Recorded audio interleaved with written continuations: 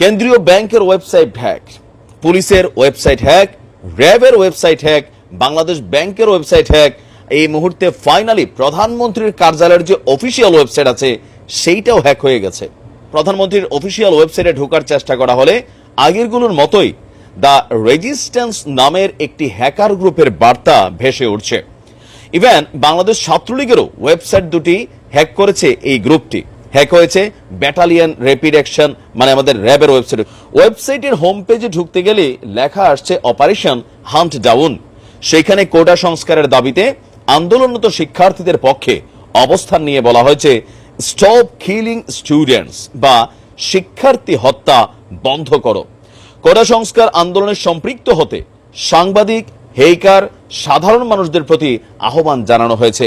একই সঙ্গে সব রাজনৈতিক দল, ইসলামিক গ্রুপগুলিকেও এই আন্দোলনে সম্পৃক্ত হওয়ার আহ্বান জানিয়েছে এই অনলাইন হ্যাকাররা।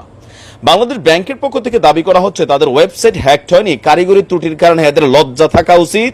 এদেরকে আসলে পায়ে থাকা যে কি আছে আমাদের রূপসা, দুই ফিতার, এগুলা দিয়ে মাঝে মাঝে আদর করা উচিত। যখন বাংলাদেশ ব্যাংকের রিজার্ভ গায়েব হয়ে গেছে এরা তখন ওইগুলা বলছে কারিগরি, মানে ছাগলের 3 নাম্বার ছাওয়ের মতন এরা আমাদেরকে মনে করে। তো আমরা যতটুকু বুঝি যে আমাদের পোলাপাইন যারা হ্যাকিং গ্রুপ কাজ করে এরা কিন্তু মাঠে নামছে, বোঝা গেছে। এখনো সময় আছে, পরিস্থিতি বিগড়াই যাচ্ছে। কোন দিকে যে কখন কি হয় সেটা আমরা জানি না। যেভাবে আজকে সারাদিনও মানুষ মরছে, পুলিশ মরছে, র্যাব মরছে, কারাগার জ্বালাই দিচ্ছে মানুষ। 1971-এর পর এমন দৃশ্য বাংলাদেশ কখনো দেখে নাই।